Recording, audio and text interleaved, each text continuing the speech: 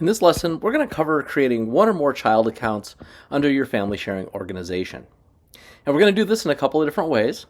First up, the easiest and most straightforward way to add a child to your Apple family sharing account is by creating a new child Apple account using an iOS device. So I'm here on my iPhone and I've gone to settings. And what we're going to do is tap on family. And up in the top right hand corner, we see a little plus symbol. Let's go ahead and tap on that. And it gives us the option here to invite family. And what we're going to do here is, instead of inviting others, we're going to choose Create Child Account. We'll tap on that. And we're going to have to name the child. Let's go ahead and do that. And we need to enter a date of birth.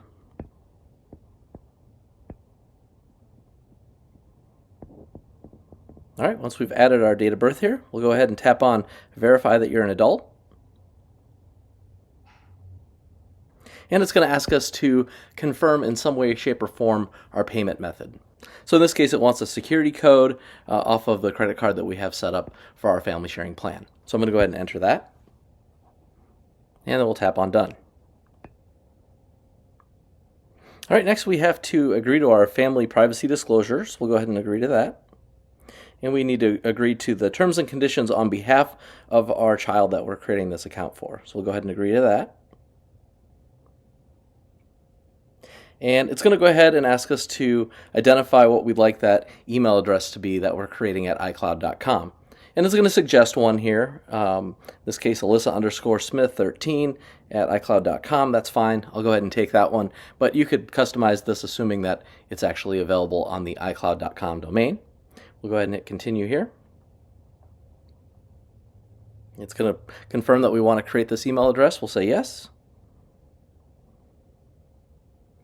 And then we need to go ahead and set up our Apple account password for Alyssa.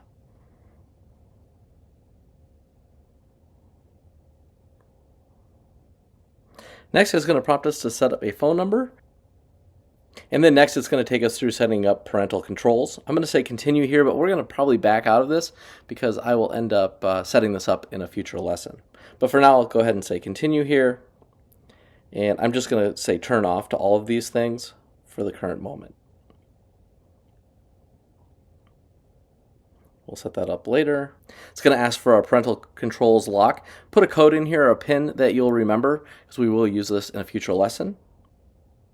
We're going to keep Ask to Buy off for now, because we'll cover that again in a future lesson. And we'll skip sharing location, although we'll turn that on a little bit later in this course. And when we get to the screen that says All Set, we'll go ahead and hit Done. And now we've created an account for Alyssa, and you can see here she's listed here as age 7, and she now has the ability to take advantage of all of our family sharing and family plan features that we'll get into throughout the rest of the course.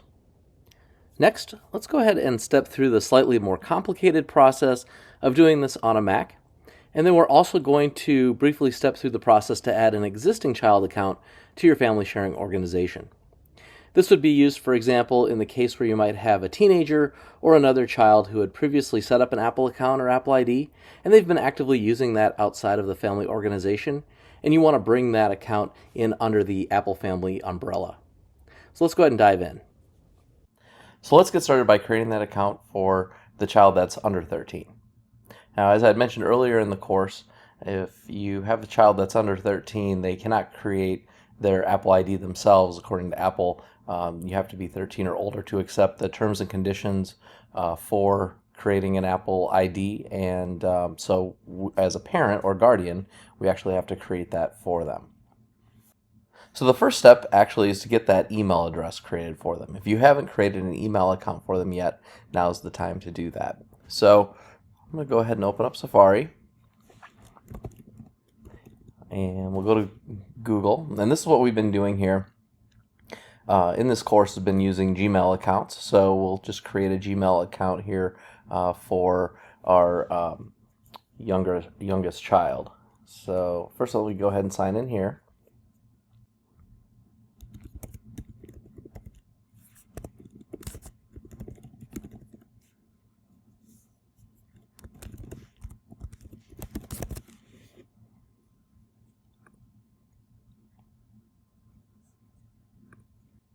All right, so let's go ahead and create a new account.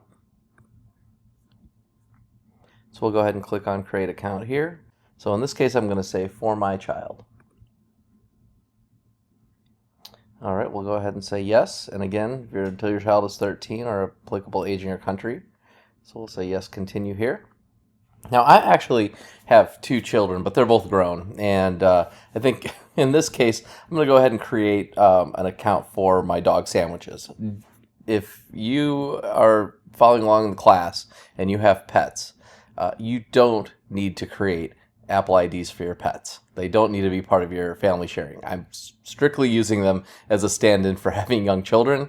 So absolutely no need to create Apple IDs all over the place for all of your dogs, cats, and chickens and whatever it is that you have. So, but in my case, I'm going to go ahead and use my dog. So let's go ahead and put in Sandwich's name here. And his middle name is actually McGriddle, but we're going to use that for his last name. So turns out McGriddle Sandwiches is available. Let's go ahead and do that one. It's a little backwards, but it's good enough.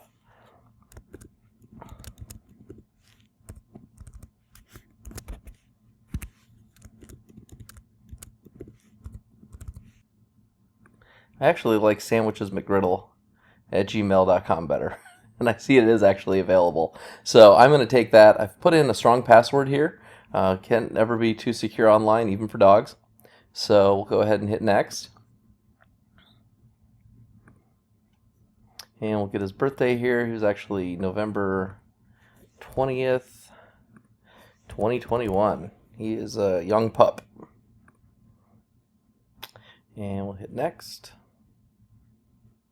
And I need to enter my phone number here, so I'll do that. We'll go ahead and link the account here, and as a parent, I will agree to the terms and conditions. I need to put my password in here, it looks like.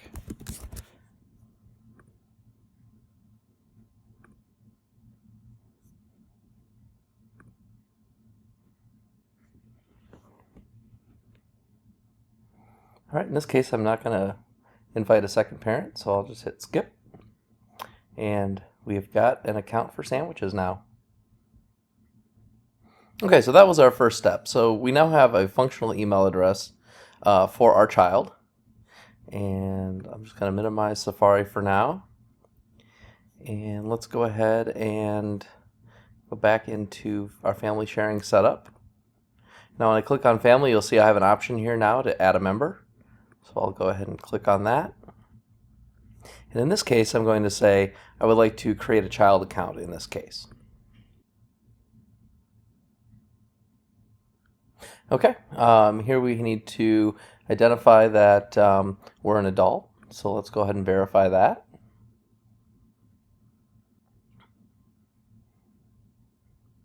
Now I'm going to go ahead and fill out all my credit card details and payment information here. If you already have this, you can just continue. I'm actually going to blank this out just for my own security reasons. So we'll be back here in just a second after I filled this out. I'm going to go ahead and hit continue here. All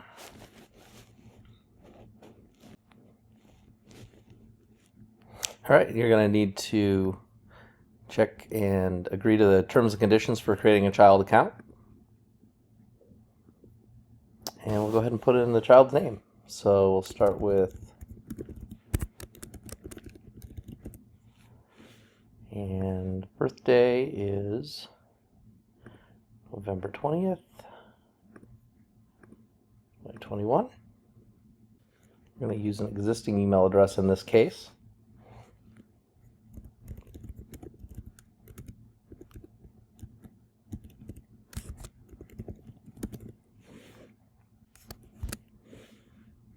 All right, put in our strong password here. All right, we got to go over to Sandwich's email address and see if we've got that code. And here it is, 566740.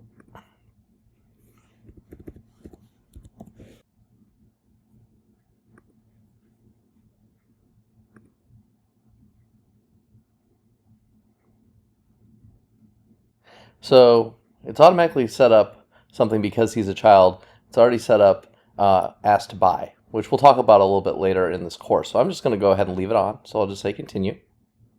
And I'm going to go ahead and say share our location. Again, we'll talk about that some more too because it's a child account that we've just created. It's going to want to automatically do that for us. So we'll say sure.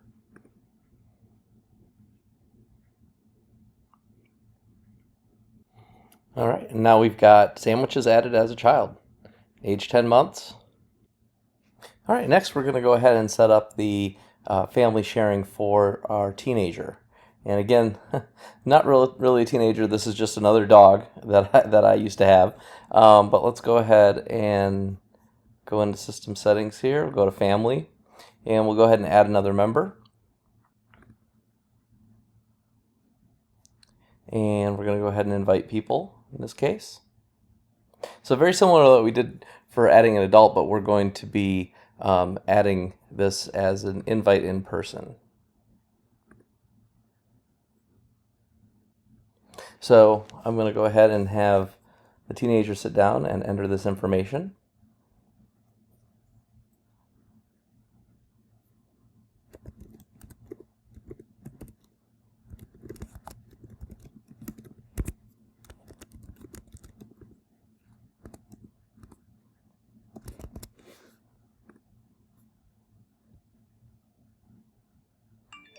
All right, it sent a multi-factor code to their iPad, so go ahead and do that on device.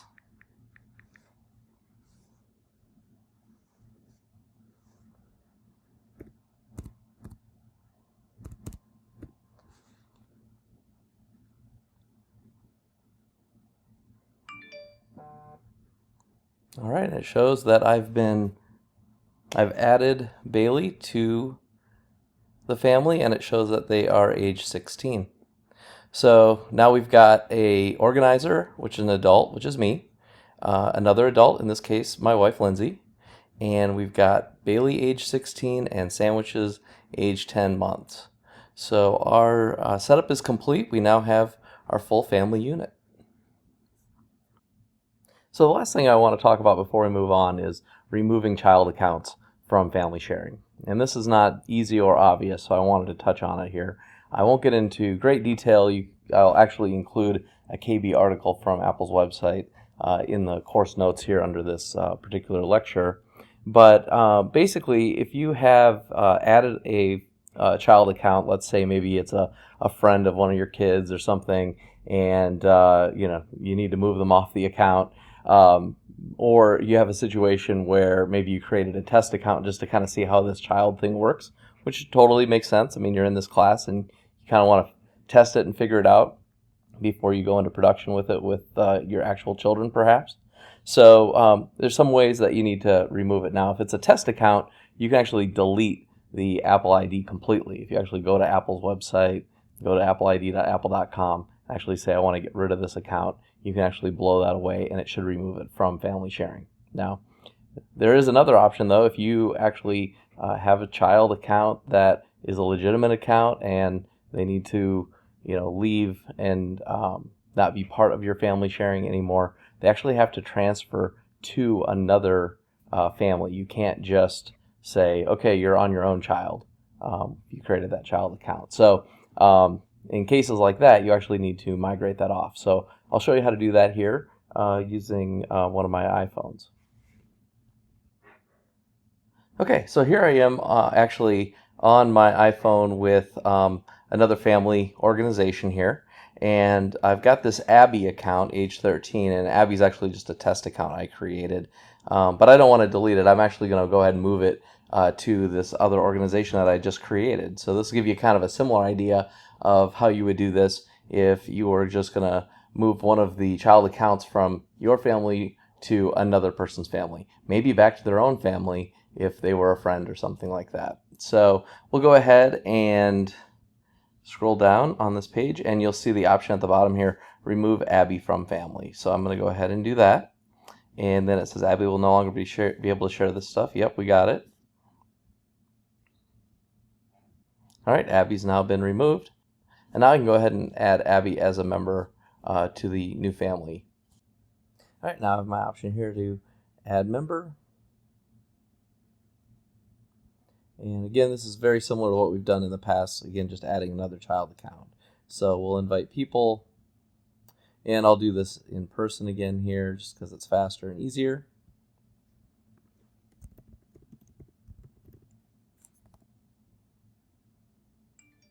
All right, now Abby's account is now back with the other accounts that we created in this family unit. So that's basically how you would either move a child from one account to another in the family sharing organization, or eliminate a test account or whatever out of the family sharing organization unit.